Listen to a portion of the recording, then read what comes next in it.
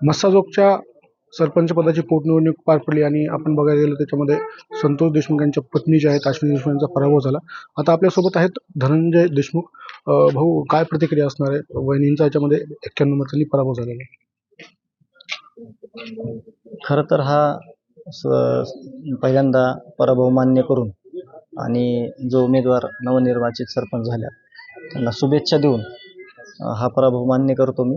आणि येणाऱ्या काळामध्ये जे काम चालू आहे, जे काम शाश्वत आहे, जे काम गावासाठी अण्णाने केलेलं आहे तेच विजन घेऊन चालण्यासाठी आम्ही प्रयत्न करू, असं ही माझी प्रतिक्रिया आहे. आपण बघायला गेलं तर जे संपूर्ण हे प्रकरण चालू होतं न्यायाच्या लढाईचं, या सगळ्या ह्याच्यात गाव एकत्र होतं. मात्र निवडणुकीमध्ये कुठेतरी म्हणजे नेमकं काय झालं हे सगळं? नाही, माझा आणि गावाचा जे आमचं कॉम्बिनेशन होतं, संतोष अण्णा, मी आणि गाव, ते कुठंच प्रॉपर राहिलं नाही. अण्णा तर आम्हाला सगळ्याला सोडून गेले आणि त्यांच्या न्यायासाठी मला, कुटुंबाला आणि गावाला, सगळ्या लोकांना न्यायासाठी रस्त्यावर उतरावं लागलं.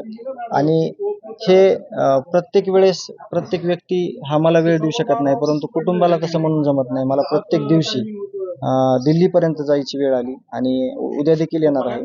तर हा जो वेळ आहे तो मला जो न्यायालयाच्या प्रक्रियेत दिलेला तो मला गावकऱ्यांना देणं झाला नाही. हीच एक रिक्वायरमेंट मला वाटते की पराभवाचं कारण आहे. या निवडणुकीत आपण बघायला गेलं तर ही निवडणूक मुळातच दिवंगत सरपंच देशमुख यांच्या हत्येनंतर झालेली निवडणूक, त्यांच्या हत्येमुळे झालेली निवडणूक आहे. मात्र ही निवडणूक बिनविरोध व्हायला पाहिजे होती, तसं झालं नाही. नाही, अपेक्षा होती की व्हावी, झालीच पाहिजे असं काही नव्हतं, परंतु ती आज झाली नाही. आता ते सगळे विषय, बिनविरोधचे विषय संपलेले आहेत. आता निवडणूक झाली, पराभव झाला, विजय झाला, त्यामुळे त्या गोष्टी आता गौण आहेत. येणाऱ्या काळामध्ये चांगल्या पद्धतीचं या गावाचं नाव अण्णांनी केलेलं तशाला तसं टिकून राहावं म्हणून सगळ्यांनी प्रयत्न करावे आणि पुढील गाव अजून जास्तीत जास्त नावारूपाला यावं अशी अपेक्षा करतो. या दरम्यान काही आरोप विरोधकांकडून करण्यात आले होते. कसं बघताय आरोपाकडे? नाही, आरोप करण्यापेक्षा जे काही आरोप असतील ते सिद्ध झाले तर ते आरोप असतात, नाही तर आरोप कुणी कुणावर करू शकतं. परंतु राजकीय वाद सगळा आमचा संपलेला आहे. आम्ही सगळे गावकरी मिळून एक आहोत आणि पुढं गावाला कसं मदत करता येईल, गावाला कसं पुढं नेता येईल तसा प्रयत्न करू. आता जे विकास संतोष देशमुख यांनी केला होता, आता पुढे कसं तुमचं त्यामध्ये हे असणार आहे?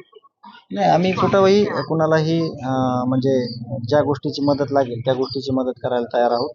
आणि आम्ही याच पद्धतीनं, जसं अण्णाची शिकवण आहे त्याच पद्धतीने आम्ही कार्य करू. तर नक्कीच हे होते धनंजय देशमुख यांनी सांगितलं की ज्याप्रमाणे संतोष देशमुख यांनी शिकवण दिली आहे त्याचप्रमाणे गावाचे कार्य आम्ही पुढे नेणार आहोत. स्वानंद पाटील, ABP माझा, मस्साजोग, बीड.